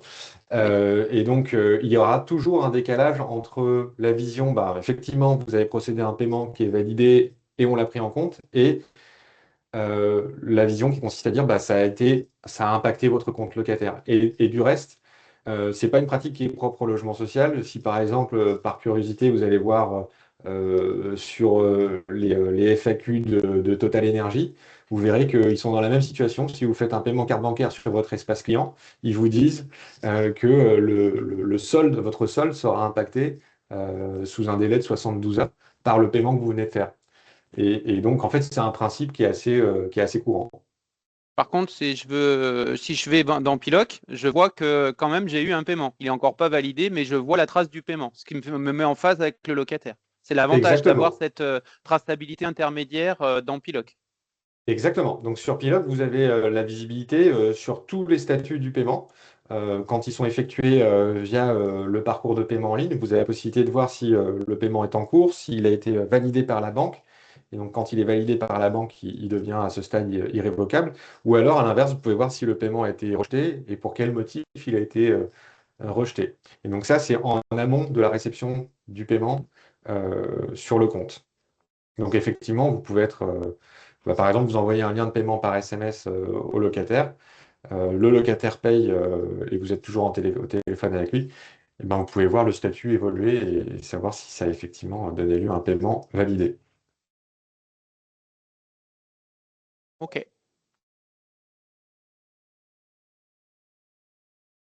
Alors, Bon, on a Du mis coup, quelques... excusez-moi, pour les Oui, relances automatiques, on peut extraire les paiements initiés mais non encore validés. oui, tout à fait. Oui, oui, C'est oui, ça. vous pouvez tout à fait le faire.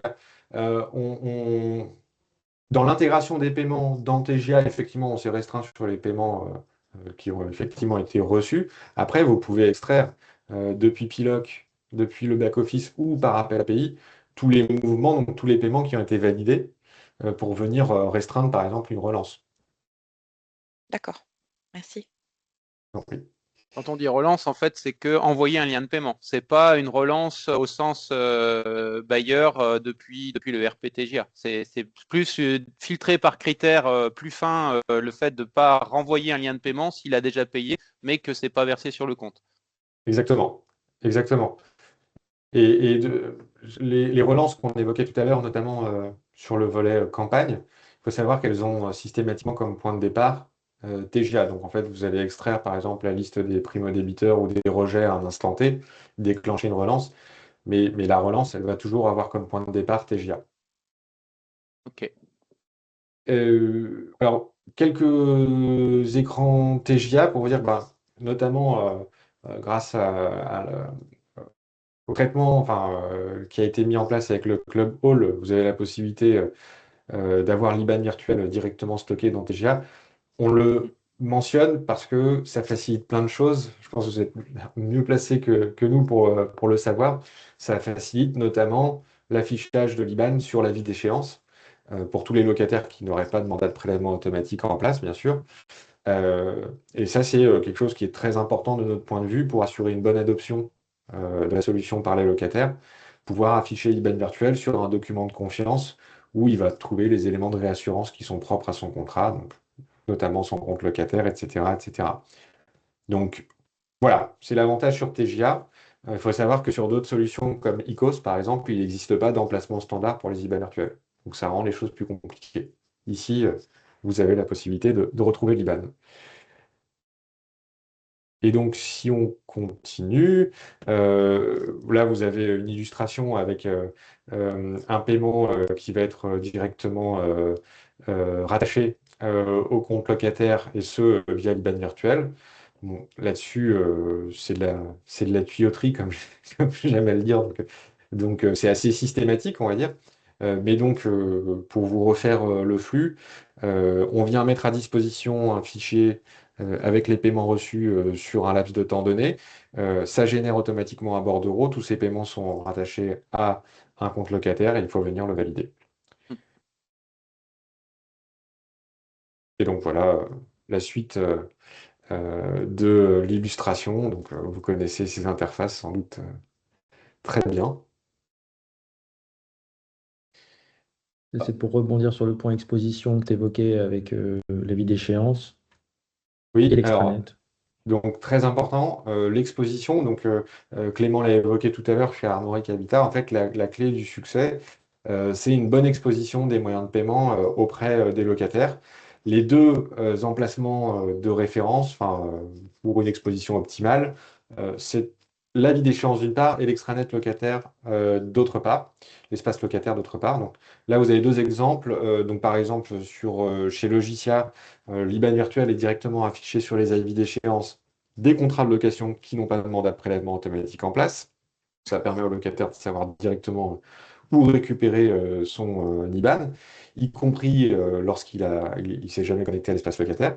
Et l'espace locataire, même esprit, vous pouvez utiliser notre API pour venir exposer très facilement soit l'IBAN virtuel lui-même, soit la possibilité de télécharger le RIB, soit le lien de paiement nominatif derrière un bouton. Tout ça, ça se fait par appel API avec un principe très simple. Chaque route API chez nous, elle prend comme paramètre la référence qui est associée à l'IBAN virtuel, donc dans ce cas précis, le compte locataire. Et le retour, ça va être l'objet que vous appelez par l'appel API, donc soit l'IBAN, soit le téléchargement du RIB, soit le lien de paiement. Et donc, par exemple, là, je crois que c'est l'exemple de Logicia, intégrer cette route API, ça a été moins d'une journée de travail, test compris, pour l'exploiter. Cette API, elle est à la disposition. Il n'y a pas de surcoût par rapport au fait de l'utiliser. Nous, on invite nos clients à l'utiliser le plus possible pour exposer le mieux possible nos solutions dans leur environnement. Et ça peut se faire sur un modèle hybride. Autant on peut échanger par fichier plat avec TGA via notre connecteur SFTP, autant on peut aussi utiliser l'API pour exposer sur l'espace locataire un IBAN. On peut tout à fait faire les deux. On dispose d'un webhook. Ça rejoint un peu les questions que vous aviez tout à l'heure, Philippe, par rapport au mouvement et suivre l'évolution du statut d'un paiement. Eh bien, ce webhook, il permet de notifier, à chaque fois qu'il y a un changement de statut sur un paiement, de notifier du coup le client de ce changement de statut.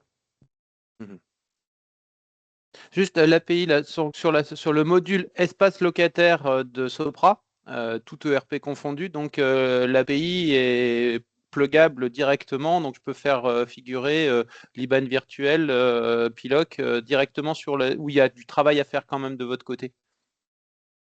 Alors, nous, de notre côté, l'API, elle existe, donc entre guillemets, les routes sont disponibles et elles peuvent être consommées. Si vous n'avez pas l'espace locataire Sopra, du coup, vous n'avez pas Oui, enfin, mais dans l'espace, voilà. pardon, Mais par dans contre, dans l'espace, l'espace locataire, ouais. alors oui, donc là, dans l'espace locataire, les travaux ont été entamés par Sopra pour intégrer de façon générique et l'IBAN virtuel et un bouton qui permet de payer en ligne.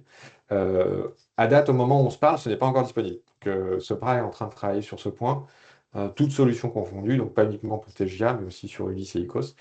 Et donc, ils sont effectivement en train de travailler dessus. Donc, c'est Sopra qui va intégrer nos routes API.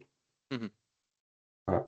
Et c'est une excellente transition, du coup, pour parler du partenariat que nous avons noué avec Sopra il y a un peu plus d'un an maintenant. Et donc, l'ambition avec Sopra, c'est déjà, dans un premier temps, de faire en sorte que la connexion qu'on va avoir avec les ERP, mais avec les autres solutions de Sopra Real Estate Software, donc l'espace locataire, vous l'avez évoqué Philippe, mais aussi euh, les solutions de proximité, faire en sorte que l'intégration soit la plus fluide possible et la plus optimisée possible. Donc la plus fluide possible, ça veut dire que les échanges entre les ERP et nous se font de façon fluide et de façon très rapprochée. Donc idéalement, c'est par appel API. À chaque fois que j'ai une création de contrat, on vient l'équiper d'un IBAN et d'un lien de paiement. Et puis je ne suis pas obligé d'attendre le traitement journalier pour que ce soit le cas. Et la remontée des paiements, idéalement, elle se fait aussi au fil de l'eau, dans le respect de la contrainte des validations de bordereau, bien sûr. Et une exposition optimale, c'est dire, par exemple, plutôt que d'aller sur Piloc, appuyer sur le bouton envoi de lien par SMS, là, c'est par exemple réfléchir à l'envoi du SMS push directement depuis l'interface TGA de la part du collaborateur. Donc c'est vraiment ça l'esprit de ce partenariat, c'est de faire en sorte que les solutions de paiement Piloc soient embarquées dans les solutions Sopra pour que ce soit à l'usage extrêmement simple et que toute la charge mentale qui consiste à se dire comment est-ce que ce paiement va être rapproché, comment est-ce qu'il va être enregistré, etc., finalement soit prise en charge par le connecteur pour que le collaborateur, l'utilisateur TGA, n'ait qu'à se soucier de s'occuper du locataire. Et donc tout ce qu'on est en train de faire sur TGA, Ulysse et ICOS, on est en train aussi de le faire dans le cadre du projet plateforme. Voilà. Et donc on travaille étroitement avec Lionel Dufour sur les solutions existantes et Hicham Ghazi sur le projet plateforme. Voilà, l'intégration de nos deux solutions sur tous les sujets paiement de façon générale.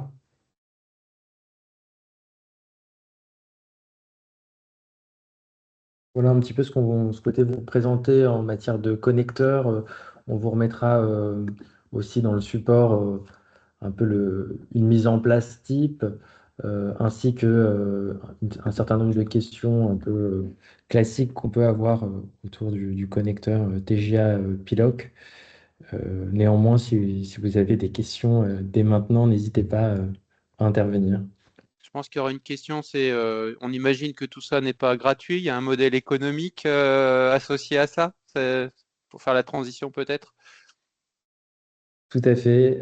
Merci du coup, On n'a pas révisé, hein, j'ai une réputation à tenir vis-à-vis des adhérents, hein. On a préparé, mais c'est pas plus que ça, hein. Donc c'est juste pour faciliter le déroulé. Non, non, mais c'est important. On avait prévu justement de l'évoquer. Euh, donc, on a un modèle économique qui est essentiellement basé sur le succès. Il est possible de faire un test aussi de la solution sans engagement sur un certain nombre de mois. Et notamment, c'est le cas aussi c'est notre approche sur les modules optionnels. Donc, peut-être pour vous redonner les grandes composantes et premier point important aussi, comme on l'évoquait à l'instant, il faut savoir que le module IBAN virtuel qui existe sur TGA, alors si je ne me trompe pas, côté Sopra, en tous les cas, et pour les adhérents Hall, il est gratuit. Il faut en faire la demande, mais comme il a déjà été pris en charge euh, soit par Hall directement, soit par certains d'entre vous. De ce que je comprends, c'est qu'il peut être mis à disposition sans frais supplémentaires.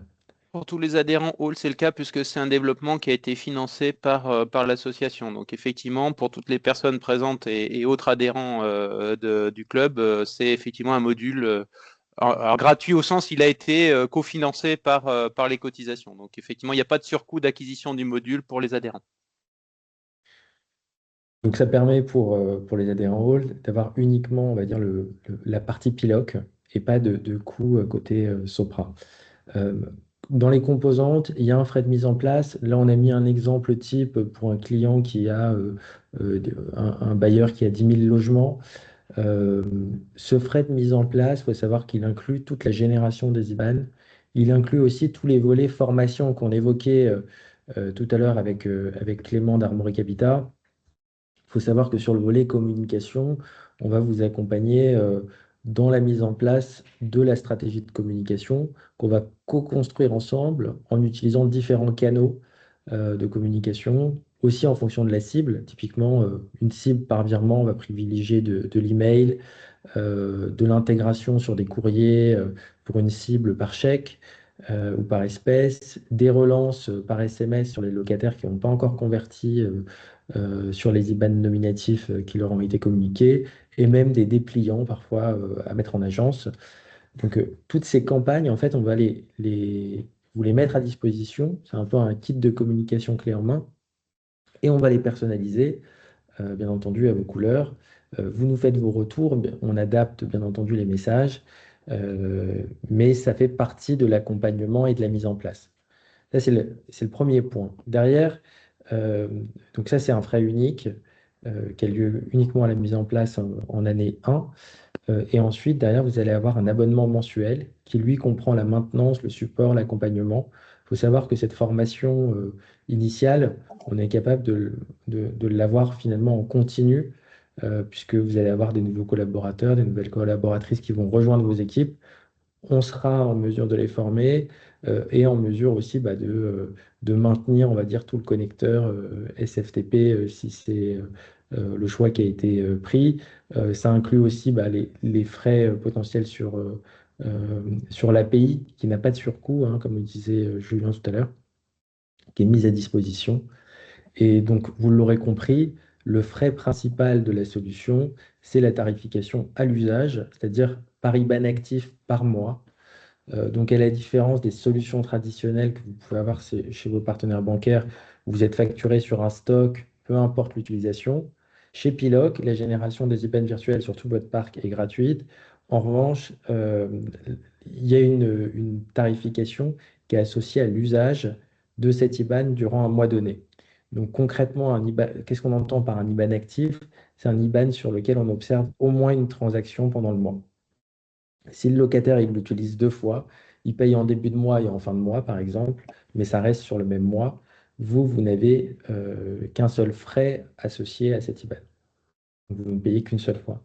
Si le mois d'après, le locataire il bascule en prélèvement ou sur une autre solution de paiement autre que Piloc, il sort de la facturation. Donc c'est aussi simple que ça. Ça permet d'avoir, on va dire, un alignement des intérêts, puisque la rémunération se fait quelque part au succès, à l'utilisation, à l'adoption par les locataires et donc aussi par les équipes de la solution. Donc, le forfait, pour vous donner un chiffre un peu concret, sur, on va dire, un palier, on fonctionne par palier dégressif. Donc, sur un palier de 2000 IBAN actifs par mois, donc ça veut dire à peu près 20% de virements ou d'autres modes de paiement autres que prélèvement sur un client qui a 10 000 logements. On est à 80 centimes par IBAN actif par mois. Et on voulait vous proposer une offre spécifique et un peu exceptionnelle pour les adhérents Hall, qui est d'appliquer ce tarif, ce palier dégressif à 2000 IBAN actifs dès le démarrage, peu importe le volume finalement du client. Donc, s'il représente une réduction de 20 à 40% s'il y a un intérêt qui se confirme d'ici le 1er juin. Voilà. Sachant que pour la plupart d'entre vous, on a pu échanger par ailleurs avec vos équipes. Donc voilà. Et après, bon, il y a des modules optionnels que vous pouvez activer, désactiver à la demande, notamment le volet CB. Le volet CB, ça applique simplement un tarif carte bancaire en plus. Vous n'êtes pas du tout, il n'y a rien d'obligatoire. Vous pouvez aussi l'activer après la mise en place de Piloc, parce qu'il y a une logique d'optimiser la collecte sur le contentieux, par exemple. De la même manière, le push SMS et les modules campagne qu'a présenté Julien tout à l'heure, c'est des modules qui sont optionnels et pas du tout obligatoires. Voilà. Je ne sais pas si ça suscite des Il y a questions. une question, oui, quel est le tarif après le 1er juin? Alors, question compliquée parce que ça va être un peu au cas par cas. Oui, il faut compter en fait une augmentation. Ça dépend un peu en réalité de votre volume d'IBAN actif, hein, estimé, hein, bien entendu. Mais nous, on fonctionne par palier dégressif. Donc, par exemple, là, vous auriez moins de 2000 IBAN actifs. Vous seriez, par exemple, à 1 euro par IBAN actif par mois. Là, l'avantage, c'est qu'on vous applique cette réduction dès le démarrage. Donc, vous bénéficiez de ces 20% de réduction, et ce, durant toute la première année, pour avoir une montée en charge qui se fait à moindre coût. Sachant que pendant ces premiers mois, si les IBAN ne sont pas activés, ça vous permet de payer que 80 centimes, on va dire, sur ce périmètre restreint, même de test, quoi. On Ma a une question deuxième. était au-delà du 1er juin pour une prise de décision, parce que la présentation d'aujourd'hui, elle est intéressante. Il y a déjà des bailleurs qui étaient dans cette réflexion-là avec vous en amont. Ça peut susciter d'autres vocations. C'était tout l'intérêt réciproque au niveau du parc adhérent. L'idée, c'est cette tarification proposée au titre de Hall. On a une déformation, pour pas dire une habitude, c'est que les offres promotionnelles, on aime bien les prolonger un peu. Mais ça, on en redébattra. L'idée n'est pas d'avoir une réponse formelle ou un engagement précis là ce matin, mais l'idée, c'est de laisser peut-être un peu plus de temps à certains bailleurs qui seraient moins avancés dans la réflexion, voir s'ils veulent avancer sur cette solution-là, de bénéficier aussi de ce tarif un petit peu plus loin dans le temps, avec une limite qui peut s'entendre de votre côté, bien évidemment. Bien sûr, on pourra étudier la question pour essayer de le prolonger davantage. C'est moi qui ai écrit un négocier parole pour rassurer les adhérents sans vous mettre une pression trop inconfortable directement, bien évidemment. Il faut que chacun trouve son intérêt là-dedans. On a une autre question sur une fourchette de Oui. prix sur les modules optionnels. Oui. Alors, sur les modules optionnels, ça démarre assez bas. Typiquement, le module d'envoi de SMS, de lien de SMS, on est à 90 euros par mois. C'est un abonnement mensuel qui va donner droit à un certain volume de SMS. Donc là, c'est plusieurs centaines de SMS qui sont inclus dans ces 90 euros. Quelque part, c'est pas vrai, il ne faut pas forcément le traduire en coût par SMS parce que c'est l'accès, on va dire, à ce module d'envoi, de relance, de lien de paiement qui vont qui vont incorporer la référence du compte locataire et toute cette notion de traçabilité qui est plus important. Mais donc, ça démarre à 90 euros et après, pour les plus gros bailleurs, on est je crois que sur les modules campagne, on doit être à quelques centaines d'euros par mois. Mais donc sur des bailleurs qui vont avoir par exemple plus de 50 000 logements. Ce qui est moins notre contexte. Bien évidemment, c'est c'est la solution qui porte l'envoi des SMS. On n'a pas besoin de s'adosser à un opérateur Orange ou équivalent hein, comme on le fait par ailleurs. On a un atelier envoi de SMS en masse depuis TGA, mais pour d'autres actes de gestion. Là, c'est bien la solution pilote qui porte l'envoi, la génération des SMS directement sur C'est bien le ça. téléphone du locataire.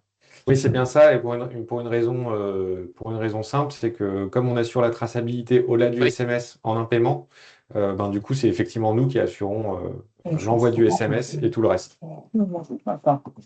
Et est-ce que vous avez un opérateur, c'est vous qui le faites en direct ou vous passez par un opérateur type Contact Everywhere ou autre Alors, nous, on travaille avec un partenaire qui s'appelle SMS Mode, que certains d'ailleurs utilisent, je pense, par ailleurs, et qui est un acteur français qui est bien référencé, notamment dans le secteur public.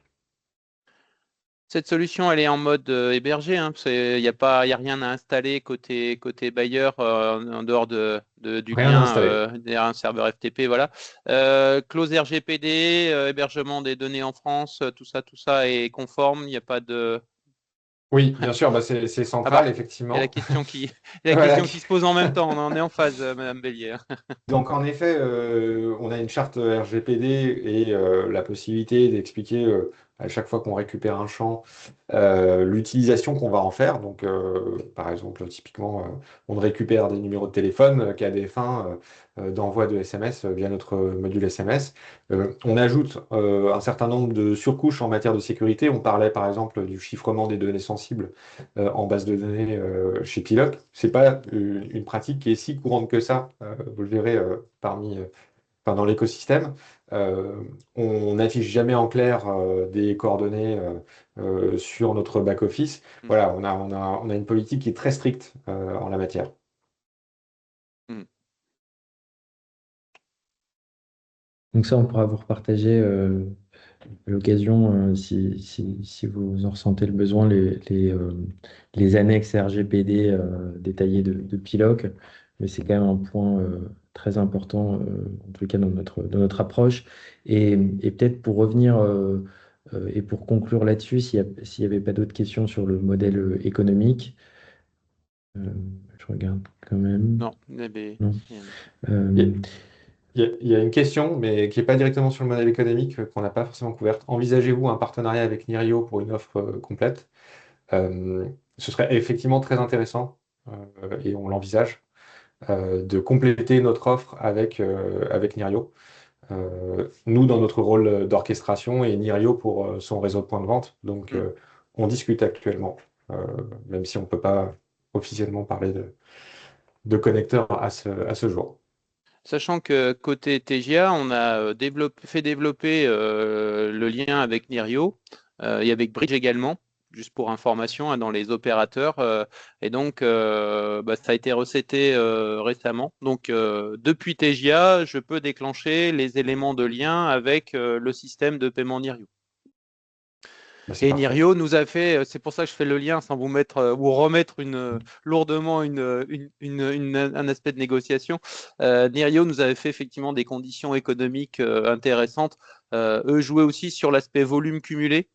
Ça peut être une hypothèse, mais à étudier aussi dans le modèle économique, sachant que Hall n'achètera rien, c'est bien chaque adhérent qui prendra ses décisions et comptera avec vous potentiellement, mais ça peut être intéressant d'avoir cette notion de cumul d'activités côté adhérent Hall pour jouer un intérêt, alors et pour vous en volume et pour nous en tant que membre de l'association, on peut avoir un intérêt y compris directement économique, au-delà du fonctionnel, au-delà du technique, au-delà de l'accompagnement, ça peut être un élément complémentaire pour tout le monde, mais à revoir dans un paysage futur.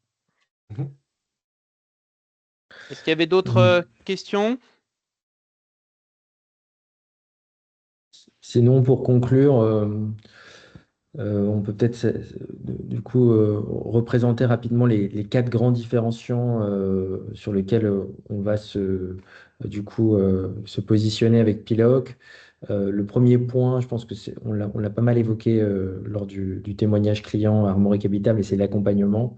Il faut savoir qu'avec Piloc, on va vraiment garantir l'adoption des équipes et des locataires. De toute façon, notre modèle économique en dépend, hein. Donc, c'est quand même un point assez important, notamment sur la communication interne, donc la formation de vos équipes, la mise à disposition d'éléments de langage. Donc on ne parle pas d'IBAN virtuel, mais d'IBAN nominatif, d'IBAN personnalisé.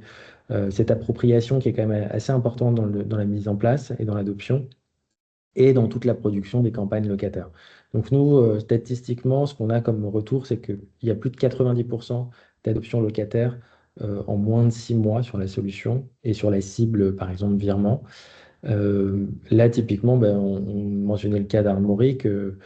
À 2 mois de mise en place, ils sont déjà à plus de 50% d'adoption. Donc, c'est des chiffres assez, on va dire, différenciants par rapport à ce qu'on peut voir dans d'autres solutions de paiement. Ça nécessite, bien entendu, l'interopérabilité. Le but, c'est qu'il y ait le moindre effort possible pour vous, pour vos équipes, notamment vos DSI, qui ont un plan de charge déjà assez important avec la facturation électronique, qu'il y ait le moins de temps passé dans la mise en place de cette solution. Et donc, on parle de quelques jours hommes uniquement, sachant que la plupart des mises du sujet technique et tout le volet communication, etc., c'est géré par Piloc, qui vient soutenir, on va dire, le déploiement. Vous avez un chargé de compte qui est dédié, et on assure tout le rattachement au compte locataire, au dossier, de manière 100% automatique. La logique métier, vous l'avez vu, on a une couverture fonctionnelle quand même assez large. Et on vise à l'enrichir davantage. On sort le tap to pay, donc la possibilité de payer avec sa carte contre un téléphone gestionnaire qui se transforme en terminal de paiement.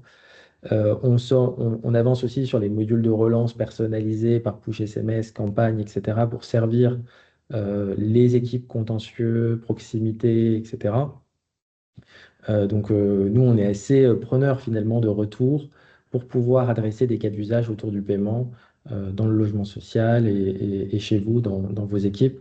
Donc, là-dessus, n'hésitez pas à nous en faire part si vous avez des idées ou des intérêts particuliers. Et puis, le modèle économique, je ne reviens pas dessus.